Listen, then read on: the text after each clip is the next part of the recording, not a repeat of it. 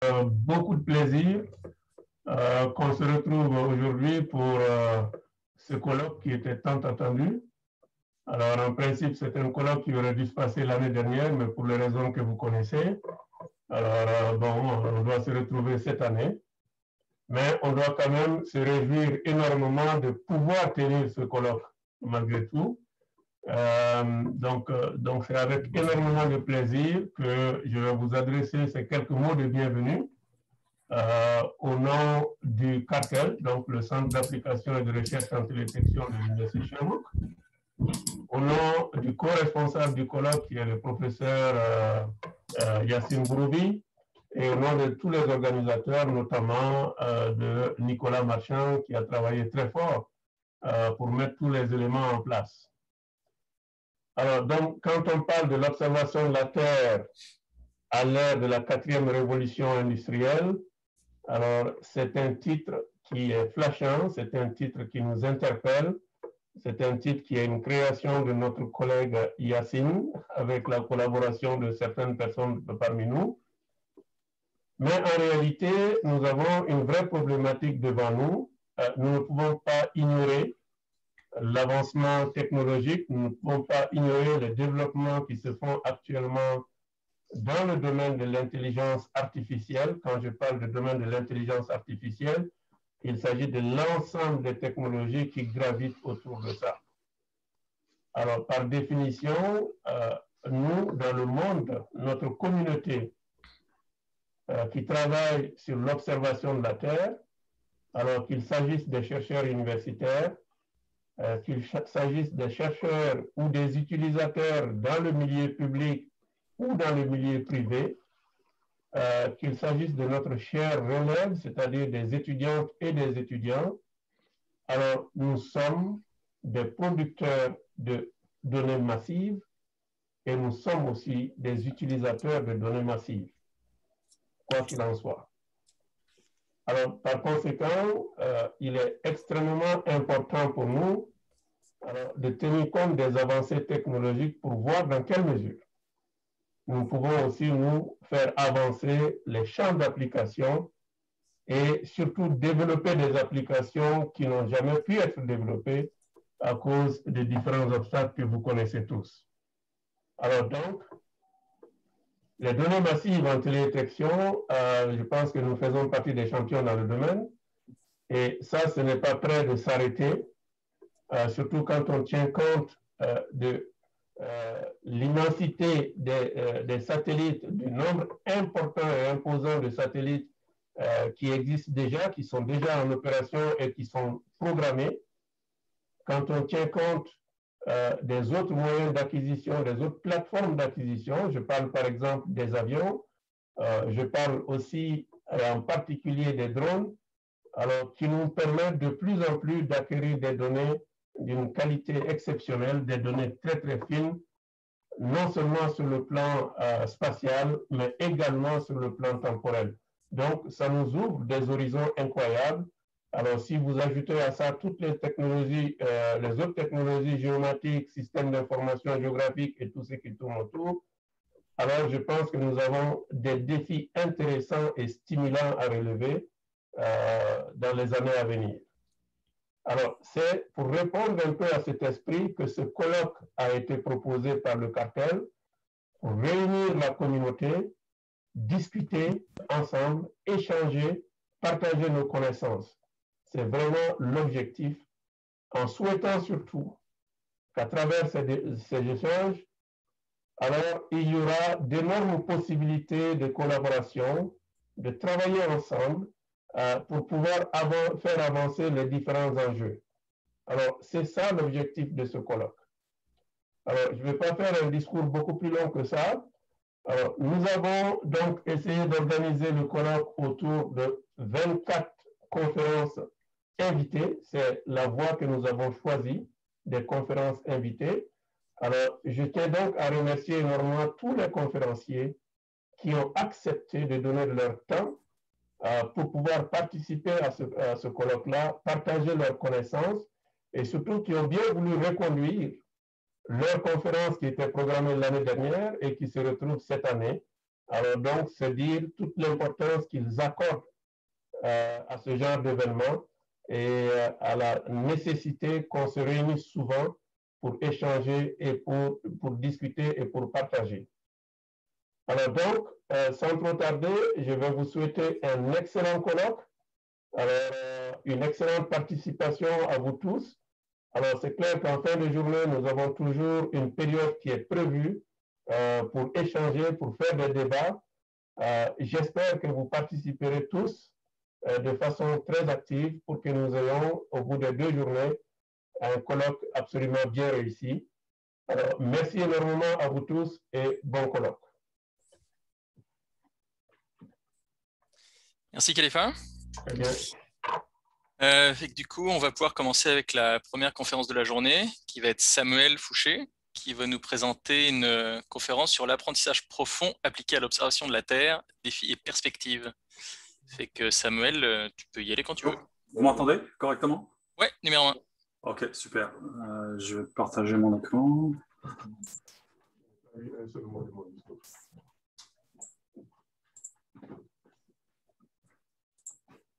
J'ai pas accès au partage d'écran. Alors, attends. Hop. C'est bon, ça devrait être réglé. Ok, merci.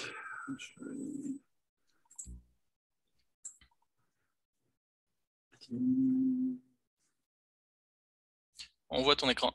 Okay, parfait. Je vais mettre en plein écran, si je trouve le bouton. Est-ce que ça fonctionne? Oui. Oui, super. Bon, okay, merci. Bonjour à tous. Merci d'assister à ma présentation. Donc, je vais essayer de donner un survol rapide des derniers développements en observation de la Terre, surtout en relation avec tout ce qui est apprentissage automatique et apprentissage profond. Donc, je me présente en premier. Donc, je suis chercheur senior au CRIM et ma spécialité, c'est la télédétection, en particulier le radar et les applications en apprentissage profond en observation de la Terre.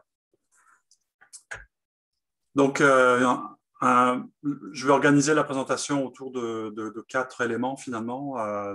Donc, présenter un petit peu le contexte actuel en observation de la Terre et les évolutions récentes. Quelques exemples d'applications en apprentissage profond. Je vais brièvement parler des tendances qui sont observées récemment en apprentissage profond. Et je vais terminer par quelques enjeux et défis de mon point de vue. Donc, on assiste actuellement à vraiment une nouvelle ère en observation de la Terre avec le déploiement d'une infrastructure d'observation, comme on a pu observer dans les années 60-70, avec une infrastructure de communication et une infrastructure de navigation avec tout ce qui est GPS et qui devient maintenant partie intégrante de toutes nos applications comme une infrastructure finalement. Donc, on observe la même tendance avec l'observation de la Terre, je dirais, depuis les années 2010, avec vraiment de l'analytique qui se déploie par-dessus énormément d'observations. Donc, cette tendance, je pense, va juste se poursuivre. Donc, un des facteurs importants pour le développement des applications en particulier, ça a été vraiment l'imagerie ouverte, avec la mission Landsat depuis les années 70, avec une résolution quand même intéressante, autour de 30 mètres, et ce qui a permis d'observer et de former des séries à long terme, en particulier avec l'imagerie optique. Cette tendance se poursuit avec des nouveaux capteurs, notamment du côté de l'ESA, avec toutes les constellations Sentinelle, les missions Copernicus, qui vont se poursuivre dans les 10 prochaines années, avec encore plus de constellations, plus de modalités d'observation. La même chose du côté nord-américain, avec aussi énormément de missions, soit des prolongements de missions existantes, comme les séries Landsat, ou les séries MODIS. Donc, cette tendance se poursuit. Aussi, un autre aspect qui est apparu, je dirais, depuis 5-6 ans, c'est vraiment l'apparition des constellations. Donc, les constellations, ça nous permet une haute fréquence de revisite. Donc, c'est des constellations de 2 satellites, 3 satellites et maintenant beaucoup plus. Ce qui permet un taux de revisite proche de la journée, ce qui nous permet de former des séries temporelles très denses. Du côté commercial, on peut mentionner la constellation Légion qui est prévue d'être lancée prochainement. C'est une quinzaine de satellites, 30 cm de résolution, des visites 15 fois par jour, 8 bandes spectrales, donc pas de compromis sur les bandes spectrales, et aussi la génération d'informations 3D par stéréographie. Donc c'est une tendance qui se poursuit. On va être capable d'observer la surface de la Terre d'une manière quasiment horaire, d'observer les changements, avec un influx d'informations vraiment très, très important. Du côté canadien, on peut mentionner aussi la constellation RCM, lancée en 2019, donc 3 satellites en radar. Le radar permet en plus d'augmenter, d'être insensible à la météo et de faire des observations en toutes conditions. Donc, ce qui permet d'avoir vraiment une fiabilité et des séries temporelles sans manque finalement, parce qu'on n'est pas sensible à l'ennuagement. Donc tout ça, ça nous permet d'ajouter un axe temporel au final, donc que ce soit sur des capteurs multispectraux ou des capteurs radar. Donc la signature temporelle devient quasiment aussi importante que la signature spatiale ou la signature spectrale. Ceci nous permet d'avoir bien sûr des séries temporelles à long terme. Donc ici, avec la série Landsat, on peut observer la croissance des villes, comme ici Las Vegas à gauche, et aussi les phénomènes de déforestation annuelle, et donc de faire un suivi long terme de différents indicateurs. Donc tout ça, bien sûr, cet afflux d'informations pose des défis quand même importants en termes de volume de données. Si on regarde simplement les téléchargements pour les satellites les plus populaires comme MODIS, Landsat, Sentinel, on observe depuis 5-6 ans une explosion des téléchargements. Donc, on reste toujours dans le même paradigme que les gens téléchargent les données pour faire le traitement localement. Donc, c'est certain que on a besoin d'innovation au niveau des solutions et au niveau de l'infrastructure. Donc, une des solutions qui est proposée, c'est notamment les cubes de données, avec le concept de données prêtes à l'analyse. Donc, l'idée, c'est que la donnée devient comme un service et on peut déployer des applications par-dessus ces données-là. Donc, les données sont prêtes à l'analyse. Le pré-traitement a été fait. Et le seul souci, c'est de se concentrer sur l'analytique ou le machine learning par-dessus ces cubes de données. Un exemple de cube de données, je ne vais pas passer trop de temps là-dessus, mais le cube de données suisse qui est basé sur Open Data Cube, lancé en 2016, à peu près quarantaine d'années d'observation avec 7 capteurs. Donc, c'est un des cubes de données les plus avancés au monde.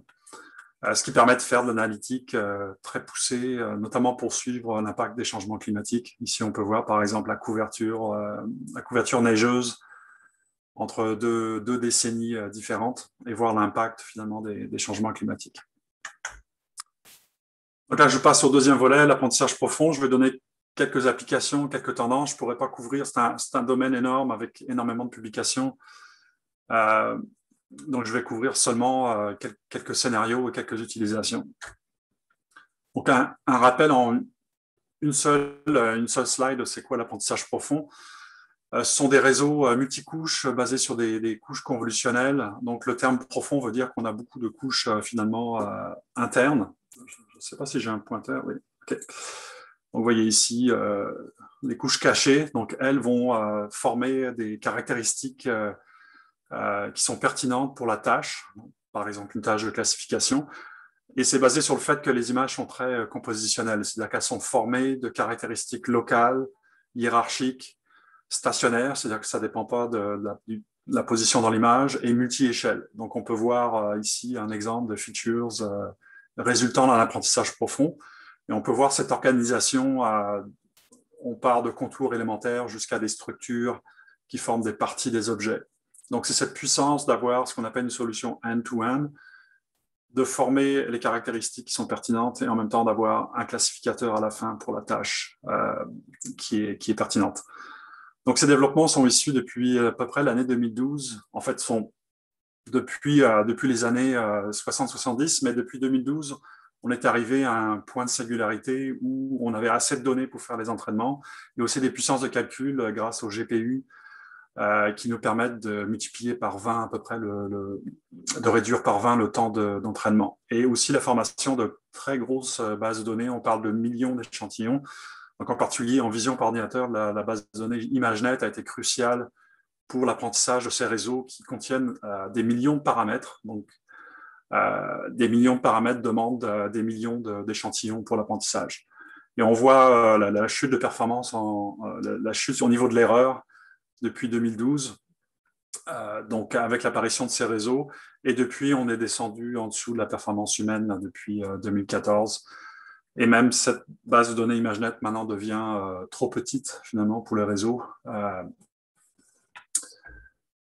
Donc, un cas d'utilisation très pertinent, c'est la formation, la construction de cartes d'utilisation ou cartes de couverture de sol, qui est une des utilisations principales de l'imagerie satellite, en particulier l'imagerie multispectrale. Et c'est un intrant pour beaucoup d'analyses, que ce soit en hydrologie, en études d'impact climatique. Et c'est un très beau scénario, une très belle utilisation du machine learning. Ici, on voit un exemple avec Sentinel-2, avec les points de test indiqués et une carte de couverture de sol qui a été produite au CRIM avec un réseau de neurones profond.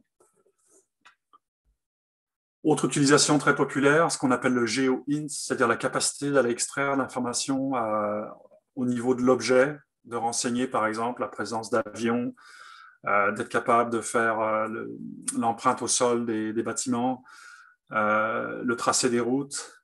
Donc, vraiment produire de l'information géomatique à très haute résolution. Bien sûr, ça nécessite de l'imagerie à très haute résolution, en dessous d'1 mètre généralement. Donc, c'est quand même des utilisations relativement coûteuses. Mais une très belle utilisation de l'apprentissage profond avec ce qu'on appelle des réseaux à détection d'objets.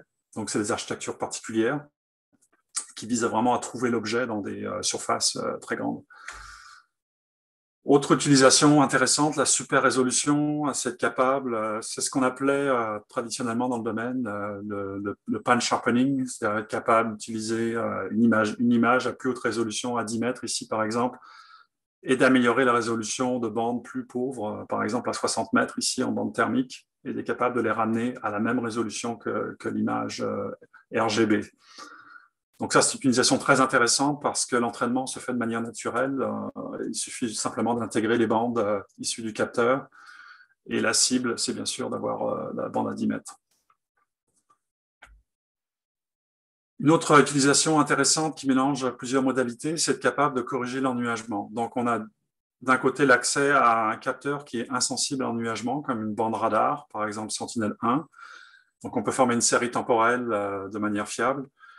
Et on a un capteur multispectral qui va être de temps en temps impacté par l'ennuagement, donc pas d'observation. Donc l'idée, c'est d'utiliser l'historique qui a été observé pour faire une prédiction finalement de l'information manquante du côté multispectral, donc de remplacer la partie ennuagée par une estimation de l'imagerie multispectrale. On utilise des réseaux générationnels du type GAN qui vont permettre de générer l'information manquante.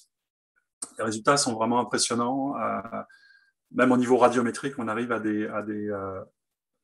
des biais très faibles entre la partie générée et la partie réelle. Et encore une fois, c'est des réseaux qui sont faciles à entraîner parce qu'on peut simuler des nuages artificiels en simplement cachant une partie de l'information multispectrale. Donc la méthode usuelle, je dirais en deep learning, c'est de faire ce qu'on appelle du transfert d'apprentissage. Donc, on va utiliser un réseau pré-entraîné qui a été entraîné sur des bases de données très importantes, donc par exemple ImageNet, donc plusieurs millions d'images, et on va arriver à un réseau qui va par exemple s'attaquer à une tâche de classification. Donc, c'est une approche supervisée, on va avoir des étiquettes qui vont finalement conduire ce qu'on appelle une fonction de perte, et ensuite modifier le réseau au niveau de ses poids. La partie importante qu'on peut signaler, c'est qu'on a une partie embeddings avant le classificateur qui s'attaque à la tâche. Ce qu'on appelle une représentation ou un plongement en français. Cette information, ce vecteur encode l'information visuelle contenue dans l'image. Donc une façon de faire le transfert d'apprentissage, ça peut être par exemple si on veut remplacer une image computer vision par une image satellite, donc une nouvelle donnée. Ce qu'on va faire, c'est qu'on va remplacer ce qu'on appelle la tête du réseau, donc celle qui prend la décision finalement, de façon à amener des nouvelles classes d'intérêt pour la nouvelle tâche qui nous intéresse avec les nouvelles données. Donc, c'est certain que ça reprend, il faut repartir finalement une tâche d'entraînement, mais seulement sur la tête du réseau. Donc ça, c'est la façon la plus simple de faire du transfert d'apprentissage. Donc la partie qui est réutilisée, c'est la partie de l'encodeur, qu'on appelle l'encodeur, le backbone, qui peut être un réseau pré-entraîné ImageNet, qui va générer le plongement, et le plongement va être utilisé pour faire une classification particulière. Donc ça, c'est la façon la moins coûteuse et la plus simple de réutiliser des réseaux existants. Donc on va voir par après que ça pose des problèmes. En tout cas, ça pose des défis. Et finalement, un des objectifs des travaux récents, c'est d'améliorer la performance qui est liée à la qualité de ces représentations. Parce qu'il est clair que la qualité de la tâche va être reliée à la qualité de la représentation qu'on obtient sur l'image. Donc les tendances, c'est, comme je disais, augmenter la robustesse et la généralisation des modèles. Donc la généralisation des modèles, c'est la capacité à sortir de l'ensemble d'entraînement et de garder des performances qui sont bonnes. Augmenter la transférabilité, donc la capacité de reprendre les mêmes représentations et les appliquer à une autre tâche. Et surtout, sortir du cadre supervisé et essayer de faire un levier sur la portion qui est massive, mais qui est non annotée des observations disponibles. Donc, les techniques qui sont apparues récemment, c'est les apprentissages multitâches, le méta-apprentissage, l'apprentissage auto-supervisé et les transformers. Donc, ce sont vraiment les tendances récentes. Je n'aurai pas le temps de rentrer dans le détail, je vais donner juste les grandes lignes de ce que ça implique. Donc, l'apprentissage multitâche, ça vise à mettre plusieurs tâches ensemble de façon à renforcer finalement les représentations entre les différentes tâches et les relations latentes entre les différentes tâches. Et ça va améliorer bien sûr la transférabilité, puisque l'entraînement tient compte de plusieurs tâches. Les représentations vont être beaucoup plus généralisables. Donc, ça exploite finalement des tâches connexes. Donc, il s'agit de construire le réseau, surtout au niveau de la tête du réseau, avec différentes tâches qui sont connexes. Je vais donner un exemple. Donc, l'encodeur est essentiellement le même, mais les tâches sont composées en plusieurs têtes de réseau. Donc, un exemple ici, on peut rencontrer dans le domaine de l'observation de la Terre, par exemple, pour la segmentation des empreintes de building, on peut s'attacher à une fonction de distance ou à l'empreinte elle-même. Donc, la fonction de distance à partir de l'empreinte ou la segmentation. Donc, ça nous donne deux têtes de réseau, donc deux tâches à résoudre. Et les gradients sont calculés. Donc, les gradients qui vont mettre à jour les poids vont être calculés sur ces deux losses combinés, ce qui va nous permettre de mettre à jour l'encodeur, le décodeur, mais avec deux tâches connexes et des tâches beaucoup plus diverses. Donc, on peut augmenter ce nombre de tâches au besoin. Donc, ça, c'est une tendance qui est très forte en ce moment. Donc, le meta-learning, ça, c'est un peu plus...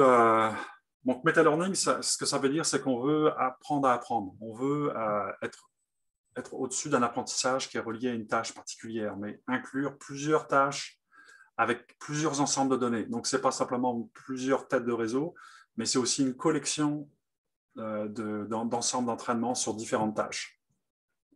Donc, ce qui permet aussi de s'attaquer à des problématiques en machine learning qu'on appelle few shots learning, où la nouvelle tâche, on a très peu de données, peut-être quelques images seulement, et on veut que le réseau soit capable de donner quand même une évaluation, même si on n'est pas capable de faire du transfert d'apprentissage complètement. Et ça implique des représentations qui sont très robustes et très généralisables. Et donc, en few shot learnings, le meta-learning donne les meilleurs résultats actuellement. Donc, c'est quelque chose qui débarque aussi du côté de l'observation de la Terre.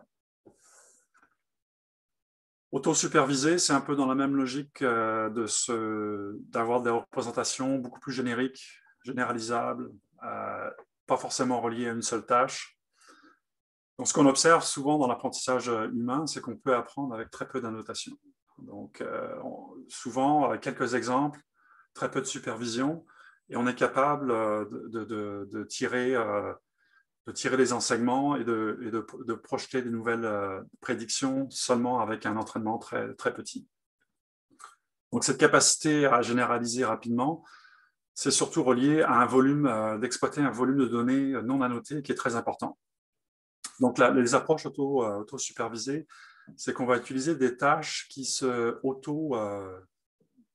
auto-annotent, si on veut. On est capable de générer la notation avec la transformation, ce qui nous permet d'entraîner le réseau sans aucune annotation. Une fois que le réseau est entraîné, là, on peut le spécialiser pour une tâche spécifique à partir des représentations qui ont été faites.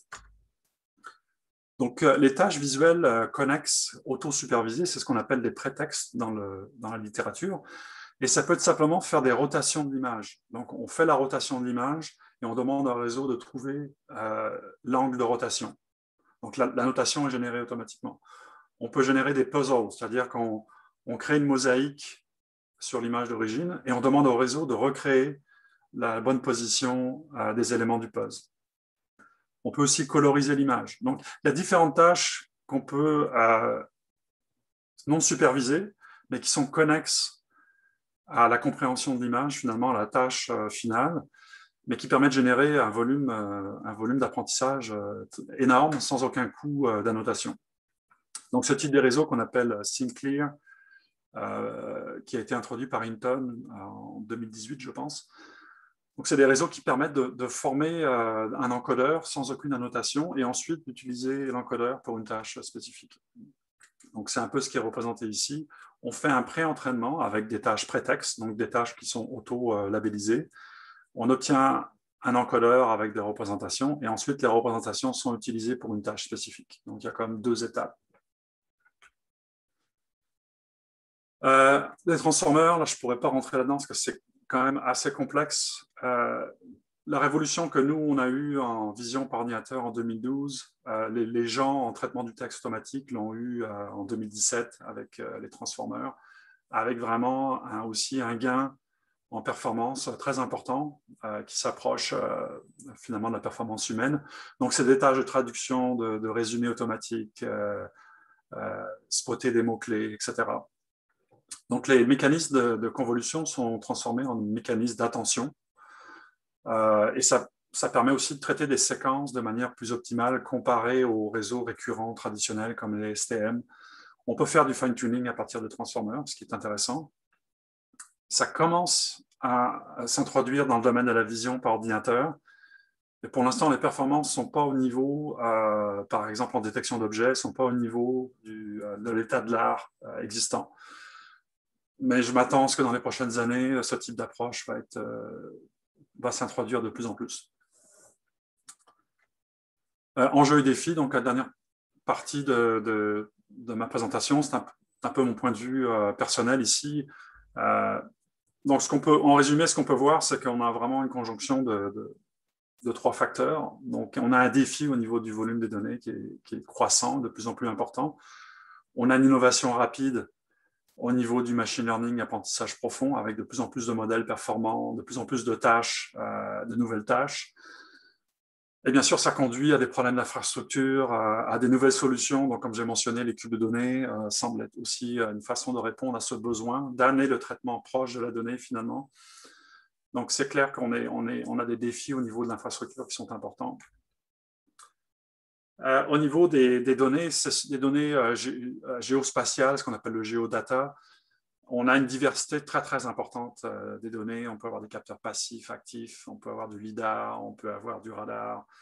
Les données sont à très haute dimension. On peut mentionner l'hyperspectral avec 200 bandes parfois. Il faut éventuellement exploiter l'information spectrale qui est peu exploitée finalement en vision par ordinateur, mais qui est clé en télédétection.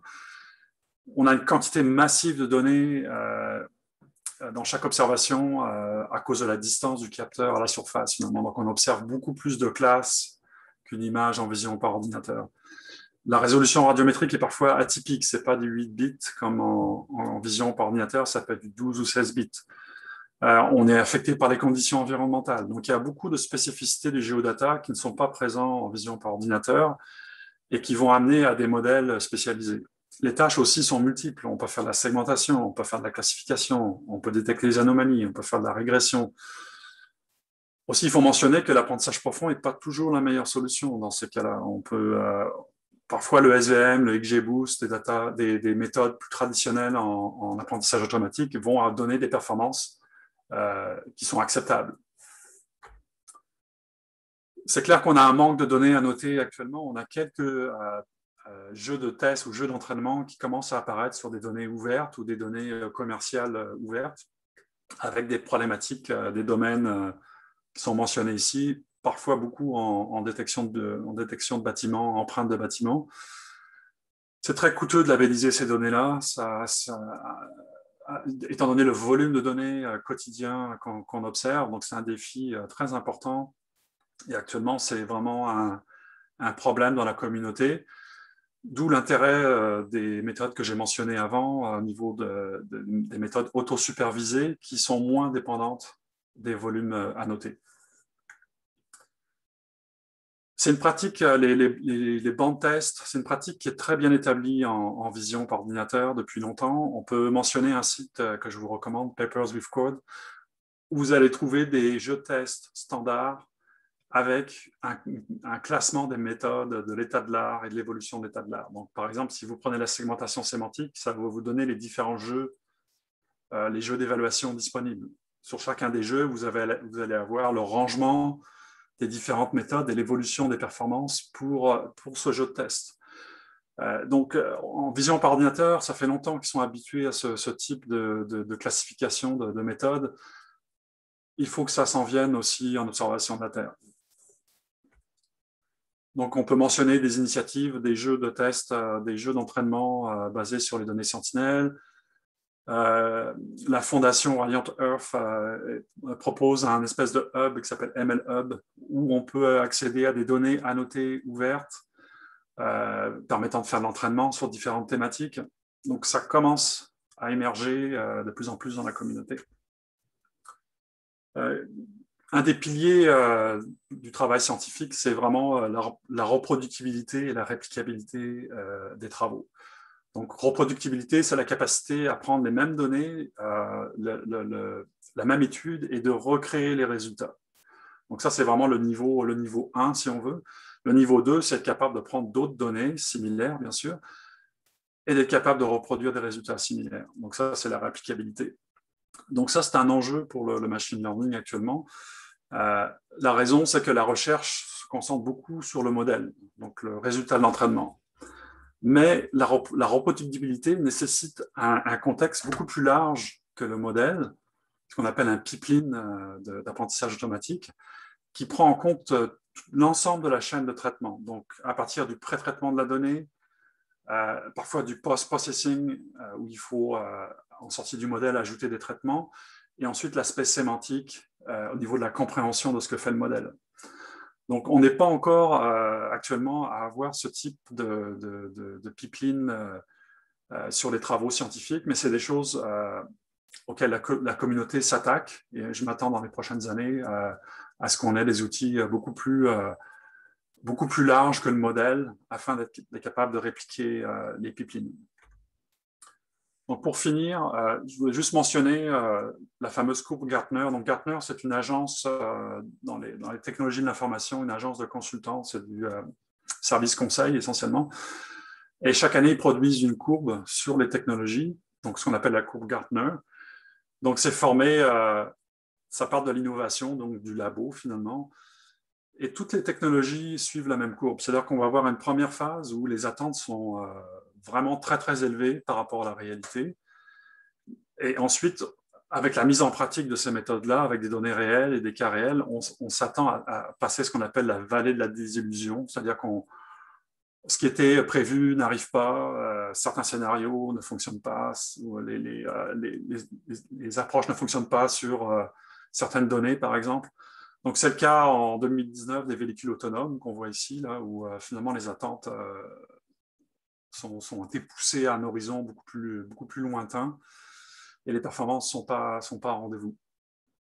Et on voit que le deep learning, l'apprentissage profond, est en haut de la courbe en 2019, puis en 2020, c'est ça, on est en train de rentrer dans la courbe, dans la vallée de la désillusion. Donc, on s'attend à ce que les performances attendues par certains acteurs vont pas être rencontrées sur certaines données. Et on s'attend à ce qu'on va ressortir de l'autre bord, ce qu'on appelle le slope of alignment, c'est-à-dire qu'on arrive à une vraie évaluation de la performance, une vraie place, une vraie niche au niveau des marchés pour ces méthodes. Donc voilà, ça termine ma présentation pour aujourd'hui. Merci.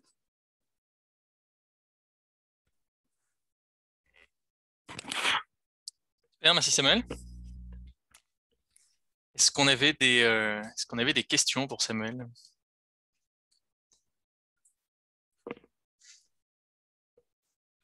Est-ce que Khalifa, Yacine voulait réagir? J'en ai peut-être une petite. Oui. Je vais activer ma caméra. Salut Samuel, merci pour cet exposé. C'était vraiment très intéressant. Je trouve que ça dresse un beau portrait. Tu parlais justement du manque de jeux de données avec de la notation. Là. Puis je sais que tu travailles sur une initiative qui s'appelle GeoImageNet, là, qui, de ma compréhension, rejoint cet élément-là. Est-ce que tu peux nous en dire quelques petits mots, à moins qu'il y ait une présentation dessus de prévu? Non, j'ai failli glisser une slide de dernière minute sur GeoImageNet. J'aurais dû le faire finalement, mais c'est ça, on a lancé une initiative. C'était une plateforme financée par Canary qui visait à avoir une plateforme collaborative pour annoter de la donnée d'observation de la Terre. Donc, cette plateforme permet de faire la gestion de la taxonomie en particulier et la gestion des annotations. C'est pas juste de générer les annotations, mais c'est aussi de les valider, d'avoir un contrôle de qualité. Donc, tout le circuit est prévu dans la plateforme avec un annotateur et un validateur, ce qui permet de réduire l'erreur. Et la taxonomie, dans ce cas précis, GeoImageNet, la première version, on travaillait avec l'imagerie Pléiade à 50 cm. Donc, la taxonomie, on avait deux taxonomies, une taxonomie objet et une taxonomie couverture de sol, utilisation des sols. Et c'est certain qu'on a beaucoup de classes là, à 50 cm. Je pense que la taxonomie d'objets, c'est à peu près 150-200 classes. Mais l'idée, c'était de lancer une infrastructure open source aussi. On veut mettre ce code open source, j'espère, cette année.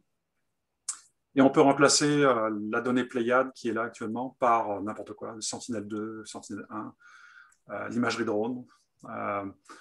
Et ensuite, on a un système, en fait, les chercheurs peuvent soumettre leur modèle, ils peuvent télécharger d'abord les données d'entraînement, soumettre leur modèle, et nous, ce qu'on voulait faire, c'est aussi faire du benchmarking, des bancs d'essai, l'évaluation sur un banc d'essai dans le système, et avoir ensuite un espèce de catalogue de modèles avec leur performance sur le banc d'essai. Donc, c'est une initiative qu'on espère de poursuivre avec des financements supplémentaires. On est à la recherche de financements supplémentaires actuellement. Mais l'idée, c'est de mettre ça aussi open source. Donc, quelqu'un pourrait reprendre ce projet et le mettre sur une problématique particulière. Khalifa? Oui, est-ce que vous m'entendez? Oui. OK, bonjour Samuel. Merci pour l'excellente présentation qui fait très bien la synthèse.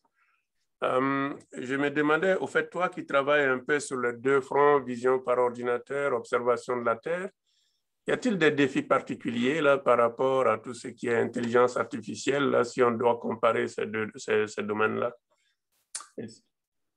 Je pense qu'il faut qu'en IO, on se débarrasse un petit peu des réseaux pré-entraînés ImageNet, qui sont entraînés quand même dans un contexte très particulier et assez limité par rapport à l'observation de la Terre. Donc, par exemple, simplement les 3 bandes RGB. En observation de la Terre, on peut avoir des dizaines de bandes supplémentaires et cette information n'est pas forcément exploitée par les réseaux neuronaux. Et aussi, dans la manière dont les objets se présentent, par exemple, si on prend une imagerie nadir, on peut trouver un objet, par exemple un avion, orienté de n'importe quelle orientation. Il n'y a pas a priori une orientation particulière. Alors que les objets dans ImageNet sont orientés dans une vue proximale humaine. Donc, tu ne trouveras jamais des objets retournés de 180 degrés ou avec des angles atypiques.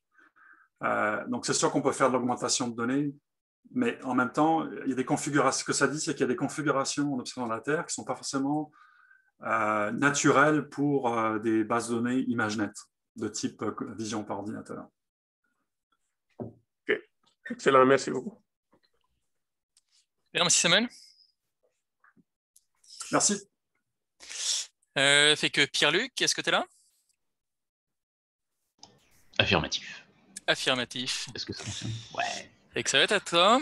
Fait que c'est ça. Juste après, maintenant, on a Pierre-Luc qui va nous présenter l'apprentissage automatique en observation de la Terre avec des applications d'aujourd'hui et des impacts futurs.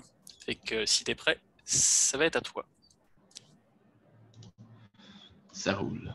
Donc, je vais essentiellement enchaîner sur la présentation de Samuel. J'ai déjà un sneak peek de sa présentation. Donc, je me suis rendu compte à la dernière minute qu'on a au moins une slide en recoupement parfait. C'est extraordinaire.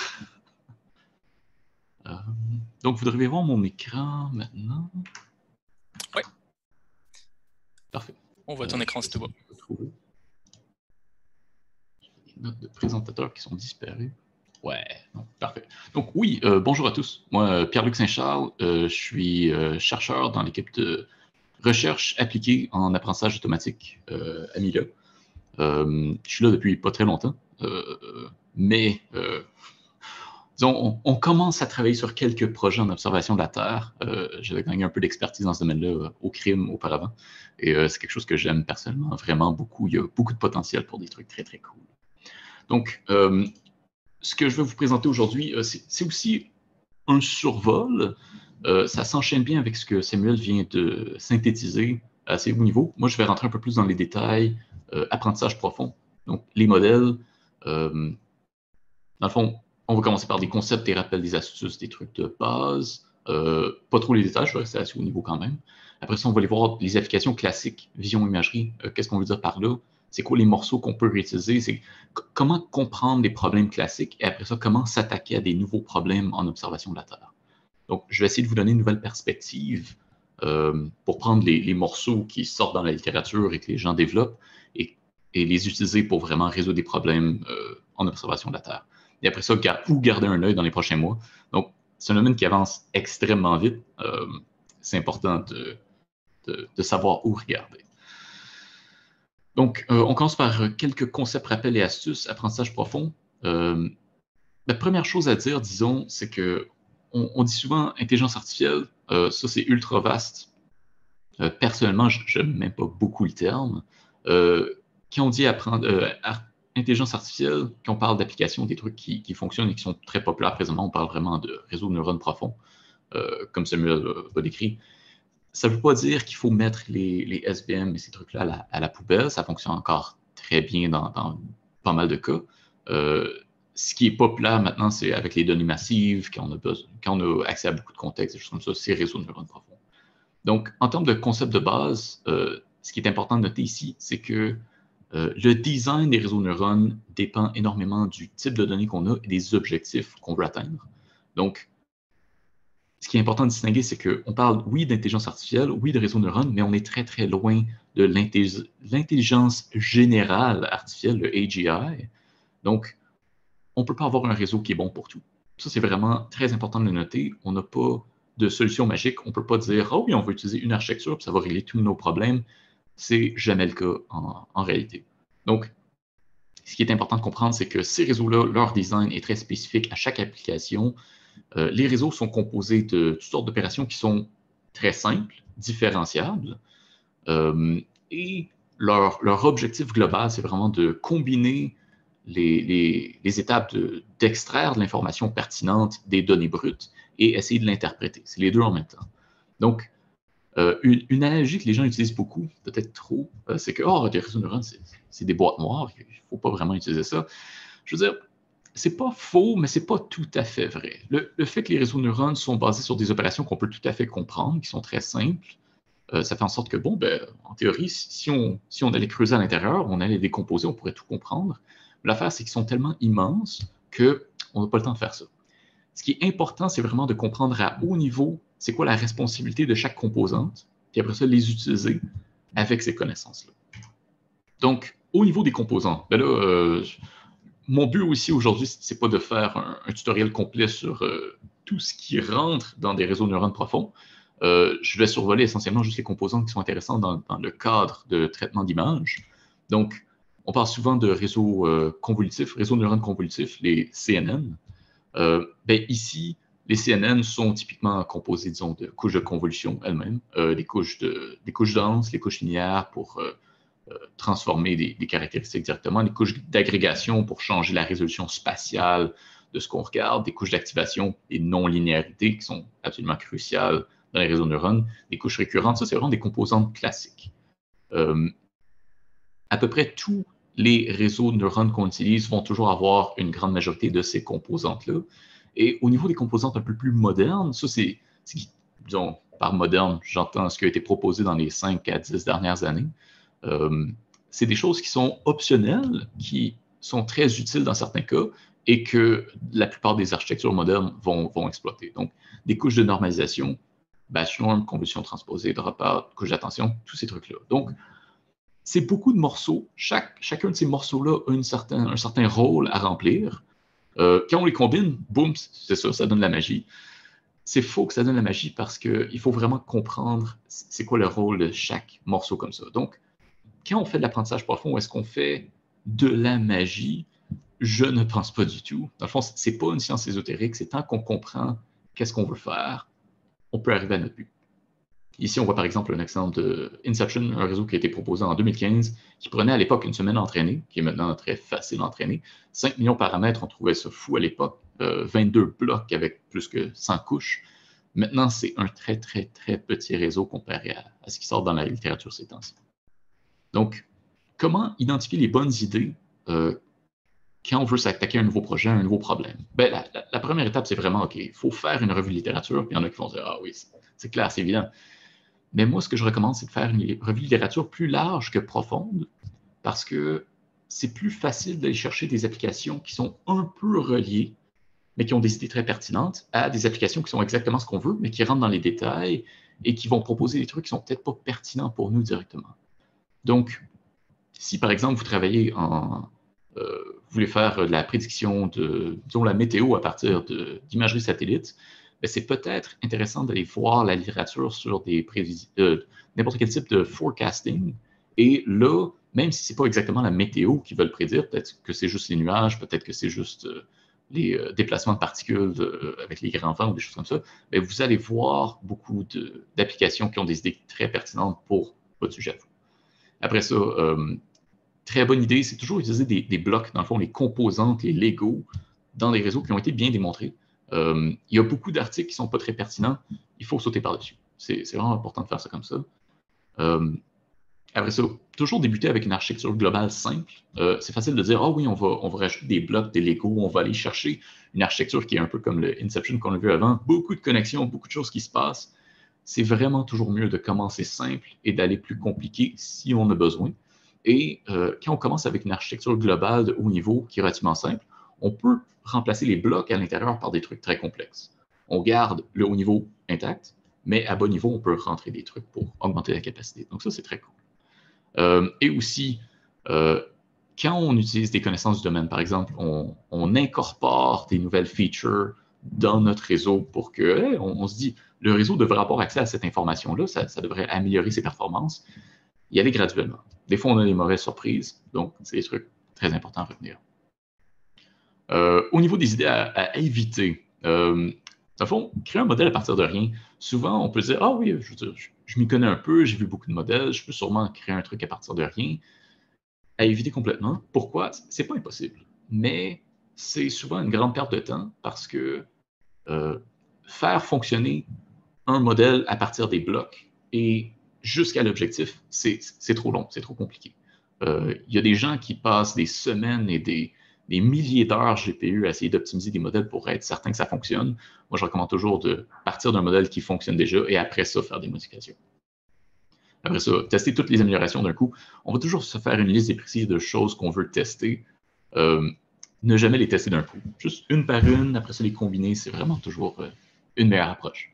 Après ça, des losses trop ambitieuses dès le début, c'est toujours problématique. Commencer avec un objectif simple, voir si le réseau apprend, et après ça, continuer, c'est toujours mieux. Et après ça, il ne faut pas toujours essayer d'intégrer le plus gros ou le plus récent modèle. Des modèles avec 1 milliard de paramètres, des fois, ça peut sembler alléchant, mais c'est mieux de commencer toujours petit et d'aller vers le plus complexe. C'est exactement comme ça. Donc, moi, personnellement, l'analogie que j'adore pour parler des réseaux neurones, de l'apprentissage profond, comment voir ces problèmes-là, c'est vraiment comme assembler des Legos. Puis là, je le répète, quand on comprend vraiment le rôle de chaque composante, on peut le voir comme des Legos, puis il n'y a absolument rien qui nous empêche de faire des expériences en remplaçant, en se disant, cette composante-là, cette propriété-là, si je la mets dans ce nouveau réseau-là, elle devrait garder la même propriété. Puis je vais donner quelques exemples par rapport à ça qui devraient être intéressants. Donc, par où commencer quand on s'attaque à un nouveau problème? C'est vraiment aller comprendre les classiques. Les classiques, là, Samuel a donné plusieurs exemples très pertinents. Donc, on sait les réseaux de neurones avec les objectifs qu'on a, avec les architectures qui sont très populaires ces temps-ci. On peut résoudre beaucoup de problèmes comme faire de la classification d'images, classification, localisation d'objets dans des images, la segmentation sémantique, la détection d'objets elles-mêmes, segmentation par instance, c'est des trucs très intéressants et maintenant sont très bien maîtrisés, du moins en vision classique. Beaucoup de problèmes supplémentaires, en plus de ceux qui peuvent être ajoutés, qui sont pertinents dans le cadre de l'observation de la Terre, donc le débruitage, la super résolution, l'estimation de pause, toutes sortes de choses comme ça. Donc, c'est des trucs relativement bien compris en vision classique et à partir desquels on peut juste prendre une recette qui fonctionne, modifier un peu et boum, arriver à une solution pour nos applications. Donc, ici, je vais décrire certaines idées classiques de comment voir une architecture typique et comment voir les améliorations possibles et qu'est-ce qui peut être remplacé. Donc, dans ce cas-ci, là, je m'attarde juste à ce genre d'architecture-là. Disons, on a une image en entrée, on a un encodeur qui est la première moitié du réseau de neurones à l'intérieur, un décodeur qui est la deuxième moitié. Après ça, on a une carte de prédiction. Dans ce cas-ci, c'est de la segmentation, mais c'est pas ultra pertinent. Tout ce qui est important de voir, c'est vraiment les composantes du réseau et qu'est-ce qu'on peut modifier pour arriver à nos objectifs. Donc, première chose qu'on peut faire, c'est de dire, par exemple, on a un encodeur complet dans ce cas-ci. L'encodeur ressemble essentiellement à une architecture très, très simple qui date de, disons, 2013-2014. Une première chose qu'on peut considérer, c'est de dire, hey, cet encodeur-là, il n'y a rien qui nous empêche de le remplacer au complet par un encodeur plus gros qui a été démontré et qu'on sait peut-être qu'on peut l'avoir pré-entraîné. C'est des trucs cool. Donc, ça, c'est quelque chose qu'en pratique, moi, je fais énormément. C'est quelque chose de super utile. Il n'y a rien, en théorie, qui devrait empêcher quelqu'un de prendre une architecture cool et de remplacer la moitié au complet. Donc ça, je le recommande fortement. Après ça, au niveau du décodeur, c'est un peu la même chose. Souvent, dans ce genre de problème-là, on voit souvent des architectures qui sont très symétriques. C'est beau qu'il y en a un encodeur qui a à peu près la même taille que le décodeur, le même nombre de blocs, des choses comme ça, mais ce n'est pas nécessaire. Donc, le décodeur, dans ce genre d'application-là, moi je dirais, on n'a pas besoin d'être symétrique, on peut rajouter des blocs, on peut rajouter des connexions entre l'encodeur et le décodeur. Les connexions peuvent être plus nombreuses que le nombre de blocs, c'est tout à fait pertinent. On peut créer une pyramide de représentation puis les fournir tout à la sortie. On peut mettre des couches d'attention. Il y a vraiment beaucoup d'améliorations possibles. Ça, j'essaie juste d'ouvrir vos yeux à ces améliorations-là. Par la suite, disons qu'on a trouvé, OK, on veut utiliser un ResNet, on a la définition pour chaque bloc, mais il n'y a rien qui nous empêche de changer des blocs individuellement pour ajouter certaines couches ou certaines composantes qu'on pense utiles.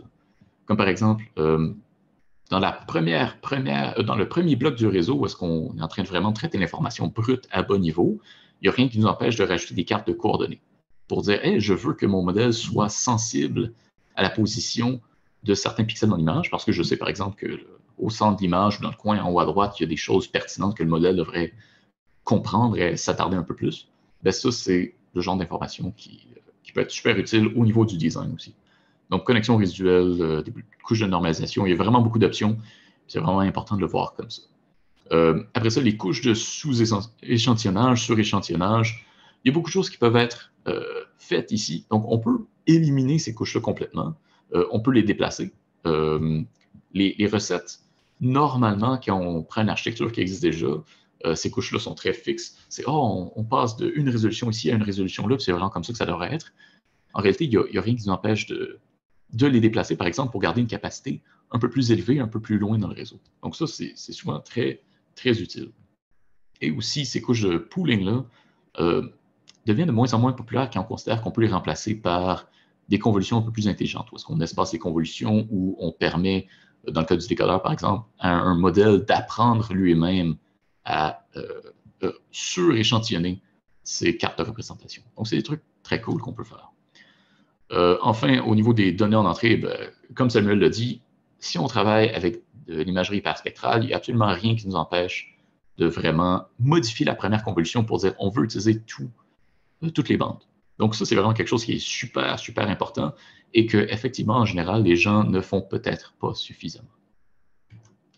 Et à la fin aussi, il n'y a rien qui nous empêche de combiner plusieurs types d'objectifs, donc plusieurs têtes de prédiction. Ici, par exemple, on a un objectif de segmentation par classe, mais il n'y a rien qui nous empêche d'avoir peut-être un objectif qui serait de estimer la profondeur dans une scène, toutes sortes de choses comme ça. Donc, ça revient un peu à l'apprentissage multitâche que Samuel décrivait un peu plus tôt.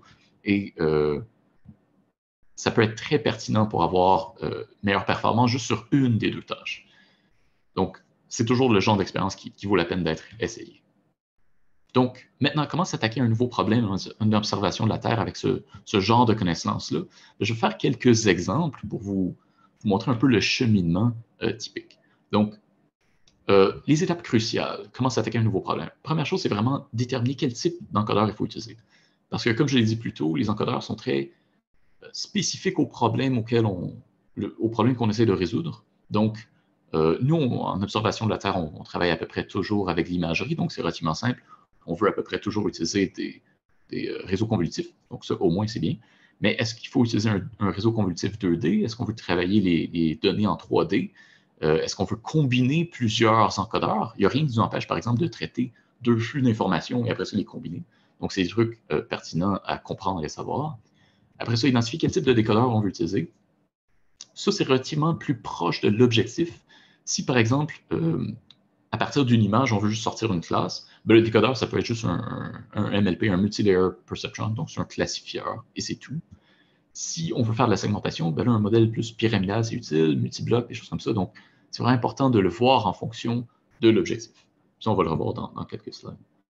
Après ça, identifier quelles données fournir en entrée. Donc, quand on a beaucoup de types de données, c'est important de savoir, OK, où est-ce que je peux les ingérer? Si, par exemple, j'essaie d'analyser l'imagerie où l'heure de la journée est très importante, là où est-ce que je fournis l'heure, ça peut avoir un gros impact dans le réseau. Est-ce que je le fournis plus au niveau du décodeur, près de l'objectif, ou est-ce que je le fournis plus à l'entrée du réseau pour que dans le réseau, on puisse extraire des caractéristiques qui sont sensibles à l'heure? Donc, c'est une sorte de choses qu'il faut considérer. Après ça, quel objectif utiliser? S'il y en a beaucoup, il faut vraiment y voir l'état de l'art. Quelle amélioration apporter à l'objectif? Donc, c'est selon tout ce qu'on vient de voir. Et après ça, identifier les hyperparamètres qu'on veut tester. Donc, au niveau, par exemple, du modèle, le nombre de couches, des choses très, très bas niveau comme ça. Au niveau de l'objectif, est-ce qu'on veut rebalancer, avoir des hyperparamètres au niveau comme ça? Et pré-traitement, le data augmentation, tous ces trucs-là, c'est là que ça rentre. Donc, c'est des étapes assez cruciales. Premier exemple que j'aimerais donner, ça serait si on a ce genre de problème-là où est-ce qu'on a de l'imagerie satellite aux 15 minutes et notre cible, ça serait de prédire l'irradiation solaire à court terme. Donc, c'est vraiment la quantité de radiation solaire qu'on pourrait recevoir au niveau du sol qui serait pertinent à savoir, par exemple, pour des panneaux solaires. Donc, pour ce genre de problème-là, ce qui est intéressant de noter, c'est que on a de l'imagerie aux 15 minutes, donc énormément d'imagerie pour des prédictions qui sont moins fréquentes que la fréquence des données en entrée qu'on a. Autres trucs qui sont intéressants de noter, c'est que souvent, dans ce genre de problème-là, on peut avoir un modèle physique qui serait ici, par exemple, l'irradiation solaire au niveau du sol dans des conditions idéales où il n'y a absolument aucun nuage, où il n'y a pas de particules dans l'air, quoi que ce soit. Souvent, on peut aller voir aussi dans la littérature, dans des données open source, qu'est-ce qui s'est passé au niveau atmosphérique? Est-ce que en mars, à chaque année, il y a un pic de pollution, ça ressort, les arbres absorbent un peu moins, des choses comme ça. Donc, c'est tous des types d'informations qui sont ultra pertinents pour résoudre ce genre de problème-là. Donc, moi, si je vois un problème comme ça arriver, automatiquement, quand je vois, fréquence de données, 15 minutes, on a besoin d'ingérer plusieurs images en même temps pour arriver à une prédiction qui serait l'irradiation solaire, disons, dans une heure. Ben ça sonne un peu comme un problème de CNN 3D. Donc, c'est important de le voir comme ça. C'est vraiment voir quel type de données en entrée pourrait donner quel type de design ou d'architecture pour le modèle. Et après ça, tout ce qui est le modèle physique, les prédictions de ce modèle-là et les données atmosphériques, ben là, on pourrait connecter à toutes sortes d'endroits dans le modèle et on aurait quand même beaucoup d'expérience à rouler juste pour voir qu'est-ce qui fonctionne le mieux. Et d'ailleurs, dans ce genre de problème-là, il n'y a jamais une réponse. Il y a beaucoup de choses qu'on peut faire et au final, beaucoup de solutions qui auraient les mêmes performances. Il n'y a pas juste un chemin logique. Deuxième exemple, ça c'est intéressant, c'est un challenge présentement à CVPR 2021 avec 15 000 $ en prix. Il reste 2 ou 3 semaines si vous voulez participer. Pas beaucoup de temps. Dans ce cas-ci, c'est à partir d'imagerie satellitaire, à peu près une image par semaine, on essaie de détecter des changements de couverture de sol, donc vraiment voir comment le sol, l'utilisation du sol change en fonction de différentes périodes dans l'année. Donc, ce qui est intéressant ici, c'est qu'on peut utiliser des données météo récentes ou historiques pour essayer de comprendre exactement comment la surface change au cours de l'année. Et ce genre de problème-là peut être attaqué de toutes sortes de façons, dont supervisé ou pas supervisé. Si on le fait en supervisé, on entraîne un modèle à nous prédire chaque classe d'occupation de sol. Donc, on utilise les labels et voilà. Mais en mode non supervisé, ce qu'on pourrait faire, c'est avoir une architecture encodeur-décodeur où est-ce qu'on entraîne le modèle en disant « je veux que tu me reconstruises l'image en entrée ». Puis au final, pour arriver à notre vrai objectif, qui est de voir les changements de détection au niveau du sol, on pourrait faire évaluer par erreur de reconstruction, voir est-ce que le modèle est capable de reconstruire l'image d'origine ou il y a une différence. Donc ça, c'est des trucs assez intéressants. Et ensuite, un autre petit exemple aussi à CVPR 2021, le Earth Vision Workshop. Donc, dans ce cas-ci, encore avec des bons prix intéressants. Imagerie drone, un truc qui est relativement standard ici, c'est faire la segmentation sémantique, mais ils ont une deuxième cible dans leur problème, c'est de faire du comptage de bâtiments ou de demander à un modèle de vraiment décrire l'état des bâtiments. Comme, dans l'image en bas à gauche, il y a une maison, est-ce qu'elle est très endommagée? Puis on demande à l'algorithme de décrire l'état du bâtiment. Donc, ça demande un nouveau type de décodeur et c'est là où est-ce que c'est pertinent vraiment d'aller voir dans la littérature comment les gens travaillent. Donc, je vais passer assez vite, il me reste juste quelques minutes. Maintenant, au niveau des tendances, Samuel a parlé un peu des tendances. Je vais survoler assez rapidement de mon côté aussi. Donc, en gros, à court terme, pour ce qui touche tout ce qui est vision par ordinateur, exactement comme Samuel l'a dit, les transformeurs, surprenamment, parce qu'ils sont très populaires en traitement de la langue naturelle, mais sont aussi très cool en vision par ordinateur, ça commence. Architecture siamoise, pré-entraînement sans supervision, moi personnellement, c'est mes deux préférés. Après ça, recherche automatique d'architecture, d'attention ou de décodage, c'est vraiment comment faire un design automatique de réseau de neurones, très cool. Transfert d'apprentissage à partir de modèles multimodaux. Même si notre objectif n'est pas multimodal, on peut quand même utiliser des connaissances qui sont bâties à partir de ça pour avoir des meilleures performances. C'est très cool. Après ce traitement de nuages de points sparse, on devrait en entendre plus parler, ça commence à vraiment décoller. Apprentissage à partir de données incertaines et imparfaites. Tout le monde peut comprendre qu'on n'a pas toujours des données parfaites, mais ça peut être très pertinent.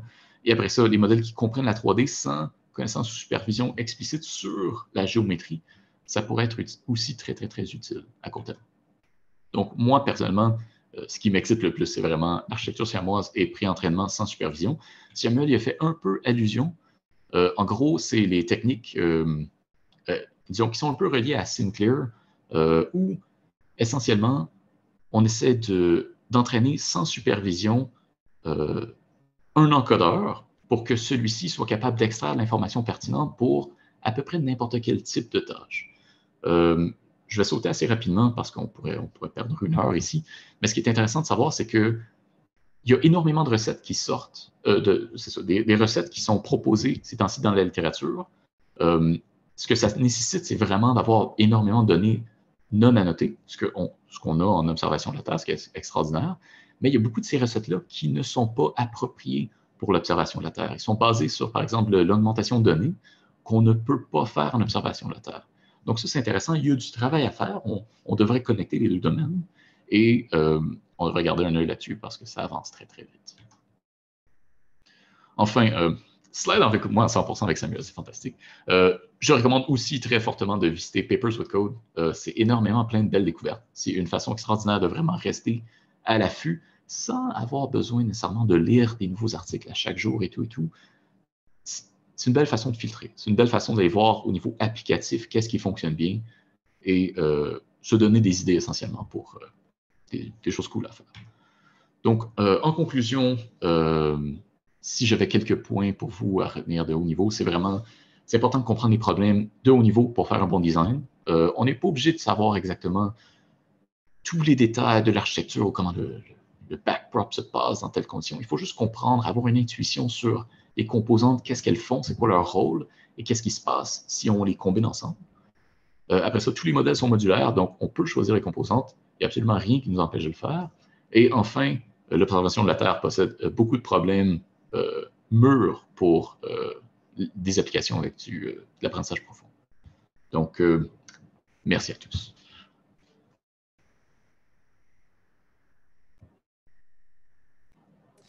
Merci Pierre-Luc.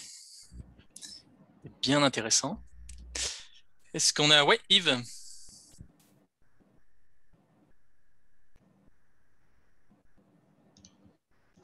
Ah, on t'entend pas, Yves. Oh. On n'entend pas. Oh non.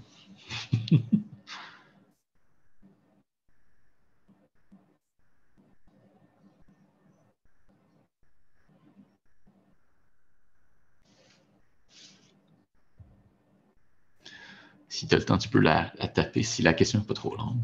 Oh. Il y a un Thierry en attendant, oui.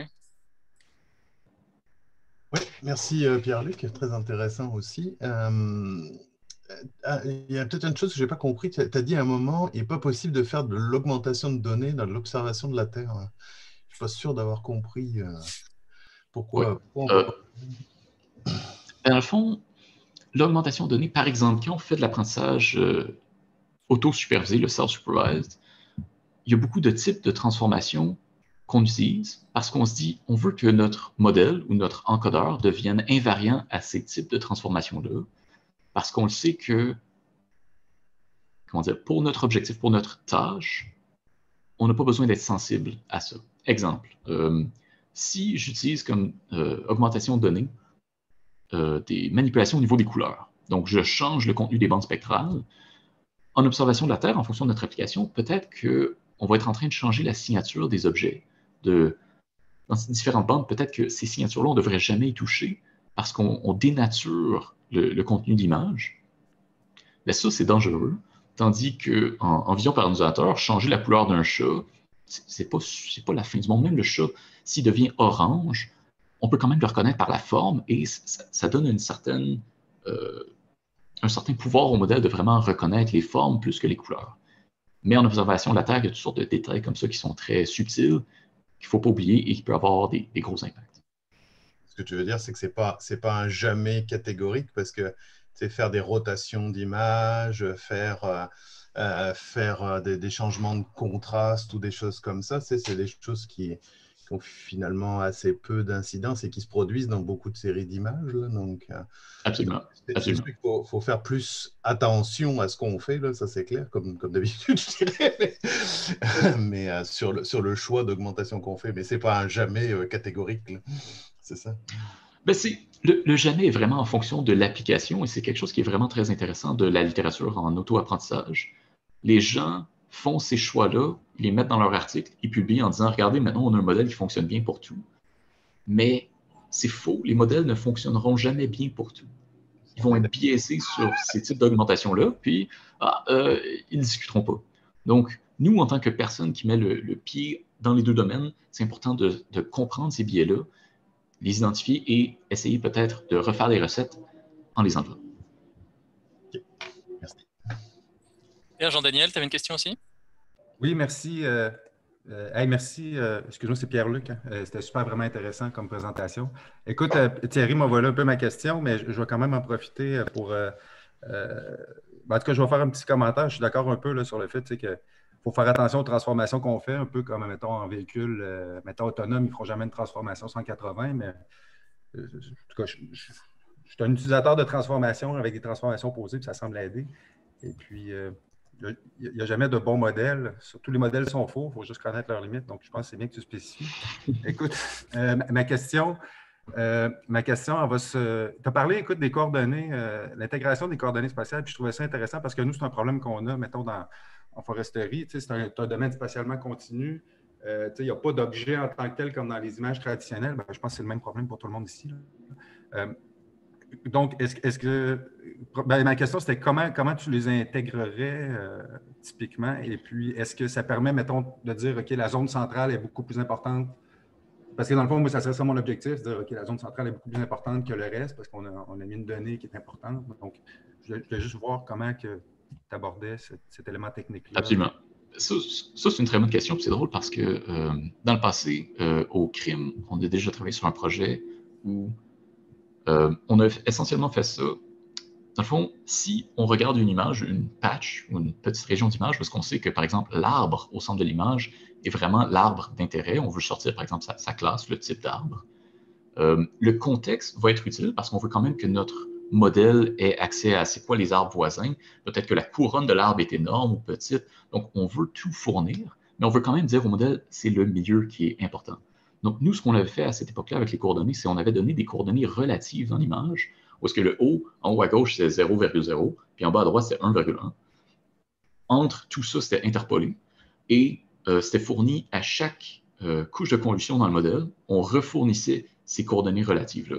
Et ça améliorait beaucoup les performances. Donc, ça permettait au modèle d'avoir des filtres qui étaient spécifiques au centre de l'image à « je veux capturer vraiment l'essence de l'arbre » et avoir d'autres filtres ailleurs dans l'image qui permettaient de juste comprendre le contexte. Donc, en termes d'articles, je pense que si vous cherchez sur Google Coordinate Convolutions, c'est un article de Hubert, je pense, et très pertinent pour ça. OK, cool. Merci beaucoup. Très intéressant, en tout cas, comme présentation. Ouais. Super, ben merci beaucoup Pierre-Luc. Je pense que du coup, Yves gardait peut-être ses questions pour plus tard. Fait qu'à ce moment-là, on va passer à la conférence suivante. Ça va être Yvan, si Yvan est là. Ouais. Cool. Fait qu'Yvan, avec Yvan, on va parler d'agriculture de précision. Fait que je te laisse la parole et le partage d'écran. Bien. Merci, merci. Alors, on a discuté je vais juste partir de ma présentation. OK, donc on a discuté de beaucoup de principes depuis ce matin. Nous, on va vous présenter une application en agriculture de précision pour la détection d'anomalies, détection et qualification. Donc, on travaille avec Northstar, qui est une compagnie québécoise qui veut mettre en orbite une constellation de satellites, de plus petits satellites basse orbite.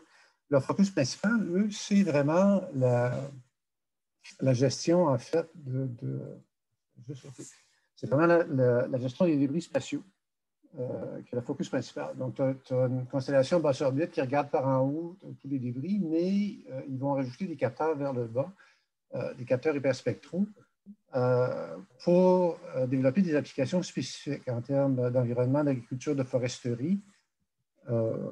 Et dans le cadre des travaux qu'on fait avec eux présentement, ce que vous voyez à l'écran, ce sont nos 3 principaux sites d'études. À gauche, on est à Montérégie. Au centre, on est dans le coin d'Asbestos, un peu plus dans les Appalaches.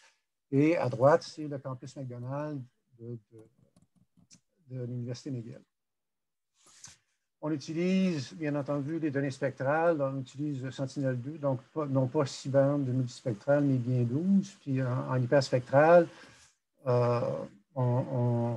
de 200 bandes, en fait, on en extrait 32 qui sont plus utiles, en fait, pour la végétation. Travailler en hyperspectral nous donne une bien meilleure capacité de discrimination. Puis aussi, en fait, les indices, quand on bâtit le cube de données, là, on utilise aussi des indices calculés, non pas à partir du multispectral, mais bien à partir de l'hyperspectral, qui est quand même très intéressant. On en a parlé, en fait, les 2 présentateurs ont parlé des cubes de données, bien entendu, là, où nous, ce qu'on fait, c'est, nous, au départ, on utilise toutes les bandes. Donc, en fait, les 32 bandes et les indices en hyperspectral, même truc en multispectral. Puis on essaie vraiment d'aller chercher la signature spectrale de l'anomalie. En fait, l'anomalie, on va voir un petit peu plus loin. Là, on détecte l'anomalie, on la qualifie, mais on n'est pas en mesure encore de la diagnostiquer parce qu'on n'a pas encore assez de données là-dessus. Ce qu'on va faire cependant, c'est une fois qu'on a déterminé la signature spectrale dans le cube spectral, ben, là, on peut regarder en temporel l'évolution, en fait, de cette anomalie-là, dans un champ. On utilise comme données, écoutez, on a la base de données publique financière agricole pour l'identification des cultures comme référence. On va voir, en fait, que on fait un petit peu de travail là-dessus, puis on veut vraiment valider que ces données-là sont exactes. Parce qu'on s'est rendu compte qu'il y avait des anomalies, en fait, dans l'étiquetage de ces cultures-là. On va voir comment on procède pour faire ça. Et on a aussi, sur les 3 secteurs dont on parlait tantôt, des données hyperspectrales. Si on fait l'inventaire un peu de ce dont on dispose comme données, 66 000 champs, donc à peu près 2,5 millions d'hectares de cultures identifiées par FADQ. De ces champs-là, on a un peu plus que 5 000 champs qui représentent 35 000 hectares de données hyperspectrales. On utilise, en fait, on n'a pas encore commencé à utiliser le radar, mais on va utiliser probablement l'émission Constellation RadarSat de l'Agence spatiale canadienne. Possiblement aussi Sentinel-1, c'est à l'étude. Qu'est-ce qu'on va utiliser pour quelle fin spécifique? Le multispectral, bien entendu, on parle de Sentinel-2, l'hyperspectral. Présentement, on simule la constellation de satellites de NorthStar en utilisant de l'aéroportée. Donc, c'est des données avions. Encore une fois, 32 de 200 bandes, entre 2 et 10 mégapixels. Bien entendu, la fréquence de capture, en fait, en aéroportée, là, on n'a vraiment pas la fréquence de capture qu'on voudrait, mais on a quand même des dates importantes, en fait, dans les sites de culture, qui est intéressant. Parce qu'il y a une grande variabilité dans ce que tu mesures. À la fois, au niveau des cultures, tu as les différences de culture, bien entendu. Ton soya ne se comporte pas de la même manière que ton maïs. À l'intérieur du maïs, tu as des cultivars, tu as du blé d'automne, tu as du blé de printemps. Il faut respecter, bien entendu, les calendriers de semis et de récolte. Chaque espèce va avoir, bien entendu, ses enjeux spécifiques. Les maladies du maïs ne sont pas les mêmes que celles que tu as dans le blé. Puis le moment de la capture, en fait, en fonction de la courbe de croissance, qui est liée aussi à la météo. On va le voir un petit peu plus loin. Puis bien entendu, la zone bioclimatique. On est conscient que le rendement dans les Appalaches ou au nord du lac Saint-Jean ne sera pas le même que dans la vallée du Saint-Laurent à tous les niveaux. Donc, il faut vraiment être conscient de ça quand on fait des mesures. Puis ce qu'on a noté, en fait, au fil de nos travaux, c'est vraiment des anomalies qui sont plus visibles à certains moments. Clairement, si tu veux des mauvaises herbes, il faut faire ça au début, avant la culture. Là. Typiquement, tes mauvaises herbes vont sortir avant ta culture. Tous les problèmes de drainage et de compaction du sol, je vous dirais, on voit ça très, très bien avant que ça lève au printemps ou après la récolte à l'automne.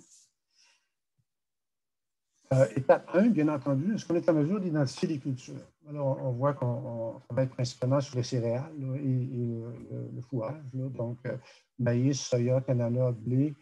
Écoutez, ça, la détection de la culture, ça fonctionne assez bien à tous les niveaux. Là. Il y a, la plupart du temps, corrélation avec les données qu'on obtient de nos amis de la financière agricole.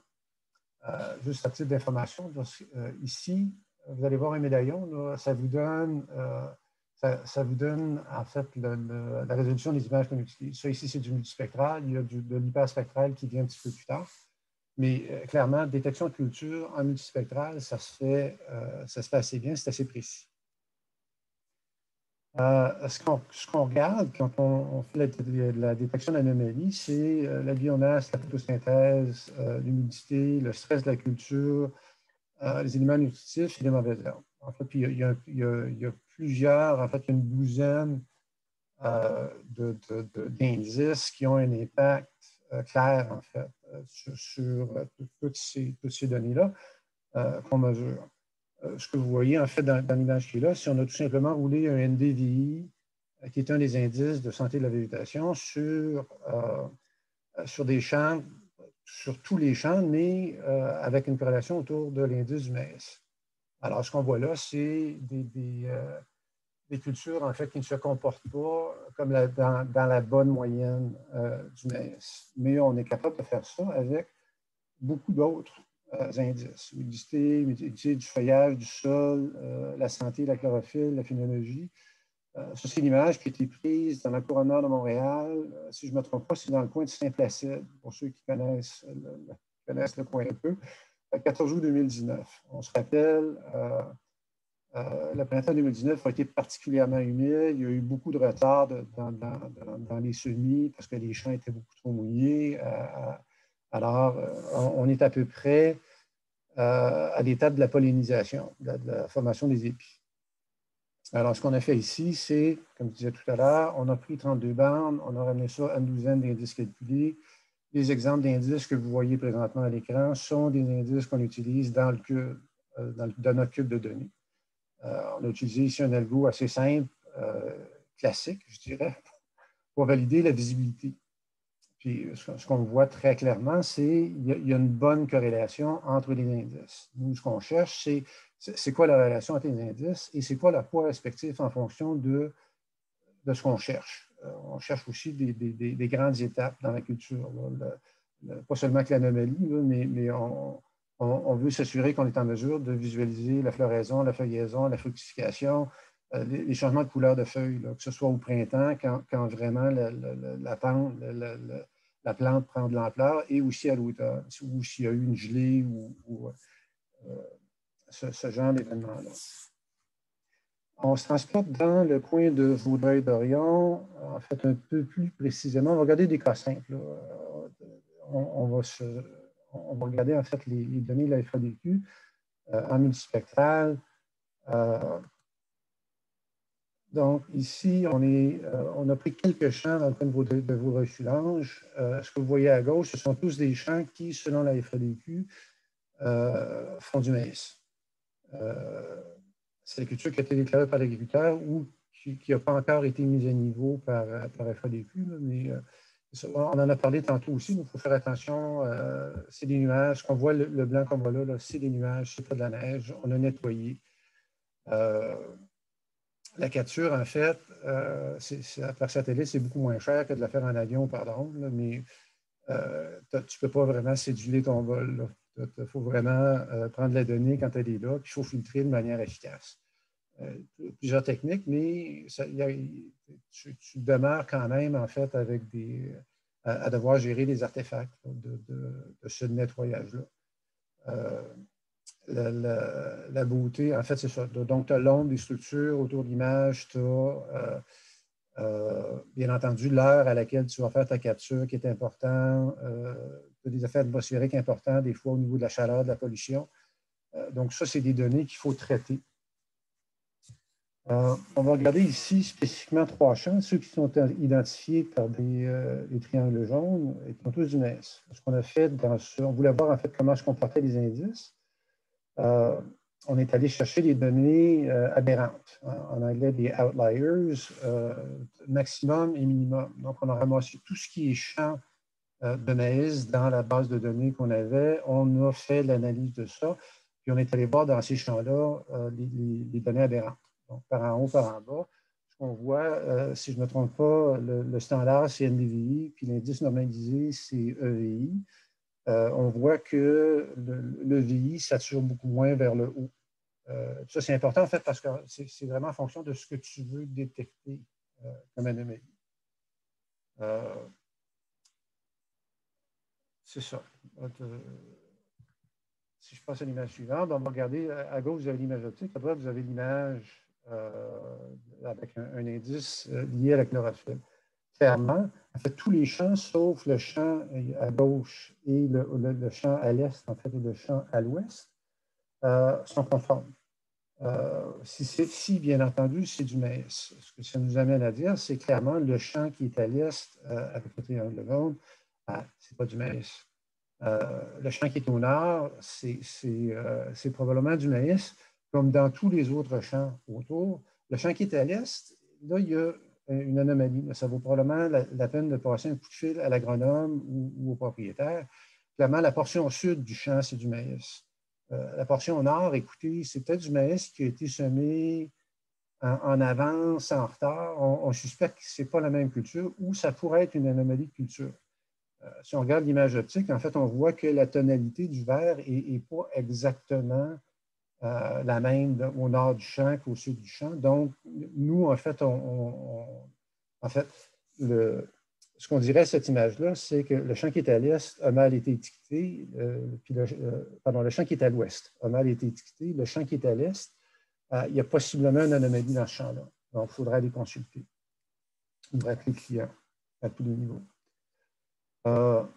Et on a confirmation en soi, quand on regarde le niveau d'humidité, au niveau de la végétation, au niveau du sol, il y a clairement là, une grande différenciation. Ça confirme aussi l'anomalie potentielle dans le champ qui est à l'est. Maintenant, dans le domaine pratico-pratique, qu'est-ce qu'on fait avec ça ça vaut combien, en fait, ce qu'on fait, à quoi ça sert? Ça, c'est un de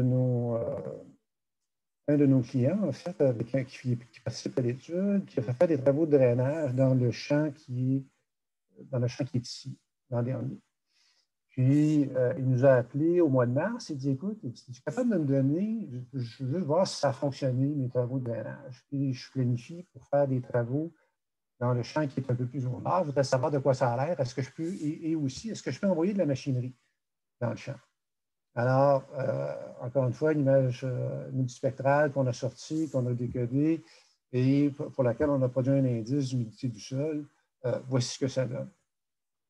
Alors, ce client-là sait maintenant que ce qu'il voulait confirmer, c'est qu'il veut faire des travaux ici. Et l'an dernier, il a aussi fait des travaux dans la portion sud de ce champ-là. On voit très, très bien qu'en bout de ligne, ça a assez bien fonctionné. Il y aurait peut-être du travail additionnel à ajouter dans ce coin-là. Si on regarde, en fait, des travaux de manière plus précise un petit peu, champ de McGill, au mois d'août, en 2019, c'est du fourrage 13 hectares et demi en hyperspectral.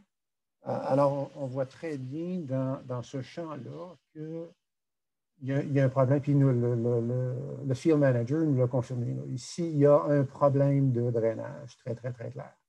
Alors, on est en mesure de calculer que s'il faisait les travaux de drainage pour augmenter la productivité dans cette portion-là du champ, bien, il y aurait à peu près 4 hectares à traiter. Si la profitabilité annuelle, le profit annuel pour un champ de fourrage est d'à peu près 1 000 $. Donc, ça, c'est le profit. Donc, c'est après avoir préparé le champ et récolté. Donc, si on est en mesure d'augmenter dans ces 4 hectares-là la productivité d'à peu près 40 $, bien, à 1 000 $ par hectare par année, 40 sur 4 hectares, ça fait 1 600 $. Donc, à ce moment-là, le client est en mesure de déterminer si, en augmentant sa productivité de 1 600 $ dans ce champ-là, il est capable d'amortir les travaux de drainage pour cette portion-là. Ouais, ça vaut la peine. Donc, c'est un bel outil d'aide à la décision à ce niveau-là. Ici, même truc, c'est un champ de maïs, 8,5 hectares. On voit très bien qu'il y a un problème de culture dans ce coin-là. Est-ce que c'est un problème de drainage? Est-ce que c'est un problème de nivellement? Est-ce que c'est un problème de compaction? Écoutez, on ne le sait pas. Il devrait peut-être appeler notre ami Louis Robert à Québec, qui vient de creuser un trou dans le champ pour faire un diagnostic. Nous, ce qu'on est en mesure de dire, c'est si ton champ te rapporte 1 200 $ de profit par année, bien, si tu corriges cette situation-là, tu peux augmenter ton profit sur une base annuelle de manière importante. Puis ici, ce qui est important de noter, c'est là, on est dans la région de Montréal. Donc, entre la variabilité pour un champ de maïs, là, une année record, ton profit va de 1 600 $ par hectare. Une année difficile, ça va être 800 $. Comprenez que si vous vous déplacez en Gaspésie ou au nord du lac Saint-Jean, en fait, au nord du lac Saint-Jean, je ne pense pas qu'ils font du maïs. Mais mettons que vous allez en Gaspésie ou dans le Bas-Saint-Laurent, ce client-là, lui, ses attentes sont plus autour. Une bonne année, c'est 400 $. Alors, clairement, ça a un impact. Ce calcul-là va changer en fonction de la zone bioclimatique et de la culture, bien entendu. Donc, en gros, c'est à ça que le travail qu'on fait sert. C'est vraiment une aide à la décision. Tu peux avoir des alertes précoces de mauvaises herbes et de maladies. Puis ça, c'est vraiment important de faire ça. On parlait des fois tout à l'heure de révisite ou 10 jours ou 15 jours. Écoutez, c'est trop long pour les mauvaises herbes et les maladies. Il faut traiter ça rapidement. On a un client, en fait, qui a gâché un champ au complet à cause d'un champignon qui n'a pas été traité à temps, qui n'a pas été, en fait, détecté à temps et traité à temps. Lui, son profit par hectare l'an passé sur ce champ-là, c'était 0. Alors, c'est important de faire ça tôt dans la saison et d'avoir une révisite rapide, avant surtout que la croissance de la végétation empêche d'envoyer l'équipement dans le champ. On l'a vu, en fait, on vient d'en parler, là, au niveau de la planification des travaux, déterminer, bon, on est en mesure de calculer de manière assez précise quand même le gain de profitabilité et surtout pour la planification des travaux, l'étendue du travail. En fait, quelle zone spécifique où ça vaut vraiment la peine de le faire. On calcule aussi relativement bien bon, les pertes liées à tout ce qui est météo extrême, là, que ce soit de la grêle, que ce soit un gel hâtif. Il y a beaucoup de dommages, en fait, au Québec maintenant. Il y a énormément de dindons sauvages qui n'ont aucune pitié pour les cultures de céréales. Ça fait un dommage fou. On comprend que la manière dont les assurances sont calculées, c'est vraiment sur la production au complet. Sauf que l'agriculteur ou le propriétaire ou l'agronome peut décider de déployer en fait des mesures pour gérer ce type d'activité-là. Bien entendu, l'autre truc qu'on fait aussi relativement bien, c'est la mesure de l'impact de l'aménagement. On voit bien que l'augmentation de productivité, quand on a une haie brise-vent qui protège vraiment certaines cultures, on voit que si tu regardes la photosynthèse ou la biomasse, tu vois clairement que du long, en fait, la partie protégée par haie brise-vent a une productivité significativement plus élevée que dans le reste du champ. Alors, écoutez, en gros, c'est ça. C'est ce qu'on fait. On s'amuse beaucoup. On travaille fort là-dessus. Puis, c'est vraiment un projet super intéressant. Puis, je peux te poser des questions. Super, merci beaucoup, Yvan. Et qu'est-ce qu'on a, des questions, des commentaires pour Yvan? Oui, Khalifa.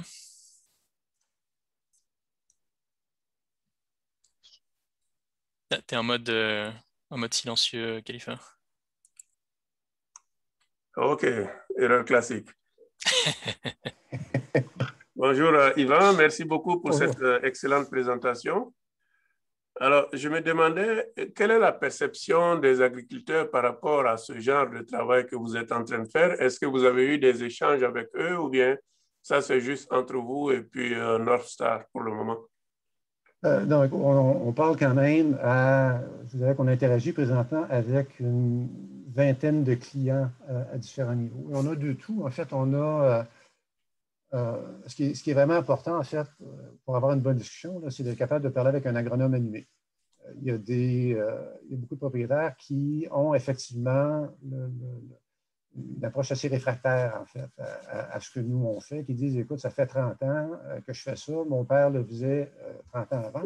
Donc, on a quand même beaucoup de pushback là-dessus, mais on fait affaire avec des agronomes qui sont allumés, qui comprennent, en fait, la valeur de ce qu'on apporte, qui sont en mesure on peut appuyer, en fait, des diagnostics et des actions qui sont proposées par l'agronome. L'autre truc qu'on fait aussi dans les intervenants, c'est on fait aussi affaire avec un petit groupe d'agriculteurs de précision hyper allumés. Il y en a un dans la gang, entre autres, c'est un ancien gradué de l'Université de Sherbrooke qui a repris la terre familiale. Écoute, lui, quand il mange ses céréales le matin, là, il compile le programme de semis pour ses équipements. Puis, quand c'est fait, il cherche ça sur la machine, il appuie sur le gros bouton rouge, le tracteur part, puis quand il a terminé de faire le semis, il revient se stationner devant la fenêtre de son bureau. Alors, il y a vraiment il y a un très, très grand nombre, une grande variabilité, en fait, dans les approches. Mais il y a un intérêt, je dirais, présentement, surtout avec le discours du de Louis Robert présentement et de ce qui vient du gouvernement du Québec. Il y a beaucoup d'intérêt dans ce qu'on fait. Excellent. Alors, j'avais une deuxième question. Bon, avec les images actuelles que vous utilisez, vous arrivez à extraire un certain nombre d'indices, n'est-ce pas? Oui. Mais dans l'expérience que vous avez déjà faite, est-ce que idéalement, il y aurait d'autres indices qu'on aurait pu extraire d'images satellites qui pourraient être d'un intérêt dans ce genre de problématique? Oui, écoute, en fait, en fonction de nos moyens, Khalifa, il a fallu se restreindre un petit peu là, en termes de premières études. On a fait quand même plusieurs analyses de composantes principales, à la fois sur les bandes et sur les indices, pour déterminer qu'est-ce qui fonctionnait relativement bien. On va y aller, en fait, pour le moment, sur la base de la science existante. Dans les variations sur le même thème qu'on pourrait regarder, c'est parce qu'on a une meilleure discrimination en hyperspectral, ben, on peut être tenté de calculer les indices avec des bandes voisines, pour voir lequel des deux réagit le moins. Là, mais je te dirais qu'à ce stade-ci, nos travaux vont probablement se limiter à ça pour le moment. Excellent, merci beaucoup. C'est vraiment très intéressant. Merci. Plaisir, Khalifa. Oui, Yves? Est-ce que ça marche? Ça fonctionne. Ah, merveilleux. J'ai changé d'ordinateur.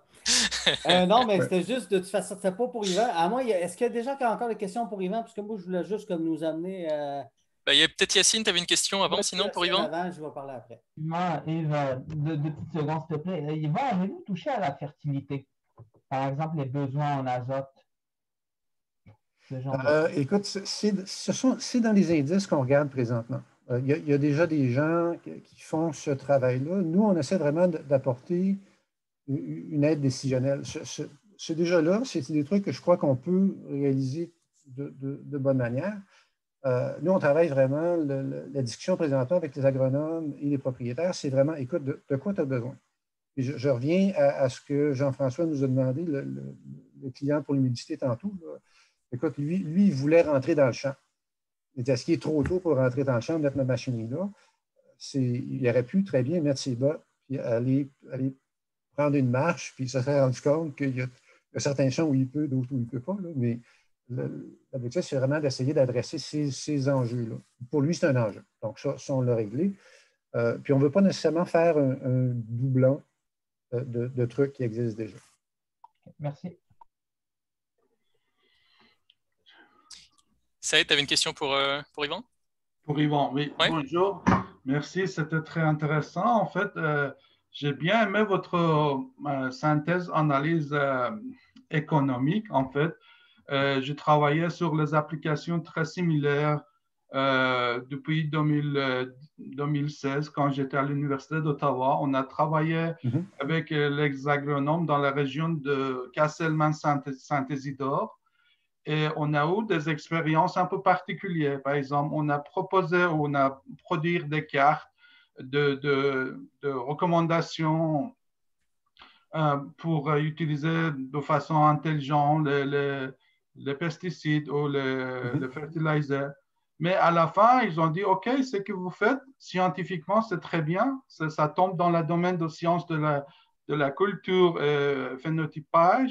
Mais quand on passe à l'opération agriculture de précision avec les machineries, on peut utiliser sagement les produits chimiques, mais les compagnies qui produisent, ça baisse leur prix et notre marge de manœuvre, ce n'est pas assez de vous payer, par exemple, $1000 par jour pour l'analyse des images de ronde et produire une carte de recommandation. Donc, pour nous, peut-être c'est logique et économique d'aller acheter encore les mêmes quantités de produits chimiques, mais moins cher. Donc, ça tombe toujours dans les marges de manœuvre assez particulières. Deuxième expérience que j'ai eue, je ne sais pas, peut-être Yacine pour me corriger, ici apparemment au Québec, en tant que spécialiste en télédétection, géographe, on ne peut pas approcher les agronomes pour proposer les services. Il faut passer toujours par les conseils agronomes, techniciens agronomie. Et ça, c'est où j'ai trouvé qu'il y a un gap de communication. Bien sûr, mon cas, ce n'était pas la communication en français, c'était plutôt la communication technique pour passer ces informations que la télédétection proposait à la main des agronomes et des conseils agronomes. Oui, en fait, tout à fait raison. Puis écoute, c'est un débat qui est assez large, là, puis qui est en cours présentement au Québec. Là. Vraiment, qu'est-ce que... C'est ça. Puis écoute, les agronomes sont payés par les compagnies qui fournissent les intrants. Okay? Donc, ces gens-là sont en commission. Est-ce qu'ils ont une volonté, pour ceux qui écoutaient, tout le monde en parle hier soir, là, Robert en a parlé, là, que ces gens-là sont rémunérés par les gens qui vendent des intrants.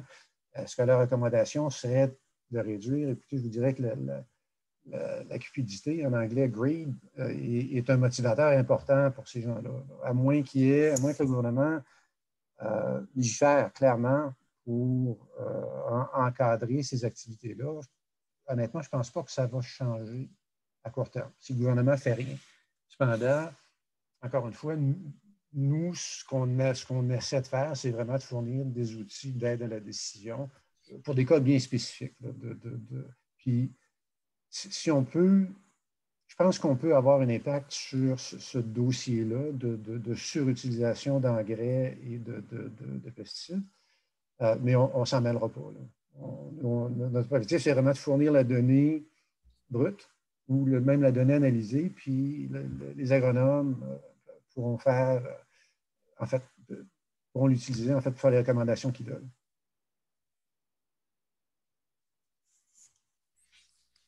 Excellent, merci. Yves, est-ce que tu voulais intervenir, raconter ton histoire ou Oui, ben, je pourrais peut-être, puisque s'il n'y a personne d'autre, on va aller à la pause avec ça. C'est parce que je voulais revenir à ce que j'ai dit sur dans le clavardage. On était, Ressources naturelles Canada a tenu son colloque scientifique en 2018 à l'INRS à Québec. Puis, il s'est passé, c'était sur 2 ou 3 jours, je me rappelle bien. Puis, à la fin du 2e jour ou à la fin du colloque, je ne me rappelle plus, le directeur général de l'INRS, Luc-Alain Giraldo, qui est, je lis sur sa page, là, un éthologue de réputation internationale, nous avait parlé de ses recherches sur les colonies de pigeons. Je ne sais pas exactement, mais il a fait son doctorat sur les pigeons. Mais ce que je voulais dire en lien avec ce que Pierre-Luc a dit, c'est que lui, essentiellement, il disait prendre les données et pas faire autre chose que juste les garocher dans un gros modèle, c'est de la merde. En voulant dire, l'apprentissage profond, là, moi, je trouve que c'est un peu... Honnêtement, ça m'avait scié en deux, cette remarque-là du directeur de l'INRS à l'époque. Je reviens encore sur le fait il faut démystifier la boîte noire, puis il ne faut surtout pas minimiser l'incompréhension qu'il y a, même dans les cercles très, très éduqués, que c'est vu comme quelque chose d'un peu bénin ou un peu bête. Il n'y a pas vraiment d'analyse. Tu garages la donnée et ça trouve quelque chose. Fait que ce discours-là doit continuer à être répandu et parce qu'il y a des gens qui... Puis, pas nécessairement, je ne veux pas dire qu'ils ne comprennent pas, je ne suis pas en train de prêcher, mais ça m'a vraiment, vraiment, vraiment scié en deux à l'époque que j'entendais ça. Je me disais, voyons, c'est ça la petite histoire. Voilà. Excellent. Oui, Jean-Daniel? En fait, il est notre boss encore, mais je crois que la date qu'il a mentionné ça, c'était avant mon arrivée, donc je ne peux pas le défendre. Tu es à l'INRS, toi? Oui. OK. Mais je crois que l'après-midi, on a des séances de table ronde, peut-être on peut jaser un peu. On pourrait. Non, monsieur, c'est juste une remarque. Là. Mais c'est un peu, dans le fond, je pense que quand on parle de boîte noire, généralement, c'est juste parce que c'est pas compréhensible. Dans le fond, comme excuse-moi, Pierre-Luc qui disait, on peut aller analyser à l'intérieur du réseau de neurones, voir un peu quelles sont, par exemple, les fréquences qui vont parler plus au niveau de la réponse ou les poids qui sont attribués, puis analyser. C'est juste que pour notre pauvre cerveau d'humain, d'analyser 1 milliard de boîtes, ça fait beaucoup. Fait que, je pense que un peu comme la religion dans le temps permettait comme d'accepter la vie, je pense que le concept de boîte noire permet soit d'accepter ou de réfuter les réseaux de neurones. Puis je pense que l'autre défi qui s'ajoute à ça, puis je pense que c'est un peu du snobisme, tant qu'à moi, c'est l'aspect statistique. On veut tout le temps des méthodes statistiques qui sont éprouvées, puis les gens qui qui sont plus loin un peu de ça, ils regardent ça en tout cas, moi, je travaille beaucoup avec des biologistes, ils regardent ça beaucoup de haut en se disant, bah oui, mais c'est quoi l'hypothèse que vous essayez de valider? Ben, ce qu'on essaie de valider, c'est est-ce que ça peut permettre de répondre à la question ou pas? Puis après ça, on a des pistes de solutions pour répondre à la question. Puis je pense qu'en faisant un mode itératif de quelle variable permet d'expliquer ou pas, ben, ça donne déjà des pistes de solutions sur comment les réseaux de neurones convolutifs ou l'intelligence artificielle, whatever, qu'on appelle ça, ben, peut permettre de répondre à ces questions-là. Puis je pense que c'est un travail que les gens comme nous, on a à faire. Puis comme il a été mentionné tantôt, en tout cas, moi, ce que Pierre-Luc a dit, c'est mon modèle est bon à tout. Ben, je pense que c'est comme, justement, il faut faire attention à ça parce que les modèles sont bons à leur tâche. Puis je pense qu'il avait bien précisé au début de sa présentation, ils sont bons pour une tâche bien précise. Puis dès qu'on les sort de cette tâche-là, ben, il faut recommencer à zéro. Puis je pense que c'est pas juste de l'éducation, mais je pense que c'était aux gens comme nous d'arriver à démystifier ça. Puis je pense qu'une journée comme ça permet comme d'échanger. Puis c'est bien à terme. Donc voilà. Très cool, merci beaucoup. C'est bon. Fait que là, ce qu'on va faire, c'est qu'on va partir en pause. Puis il y a Justine qui va revenir pour 10h45 pour sa présentation. On peut laisser l'espace là webinaire ouvert pour s'il y a du monde qui veut discuter entre eux. Ça va remplacer la pause café qu'on a habituellement dans les colloques. Fait que si vous voulez jaser entre vous, jasez entre vous. Et puis on se retrouve dans 20-25 minutes. Là.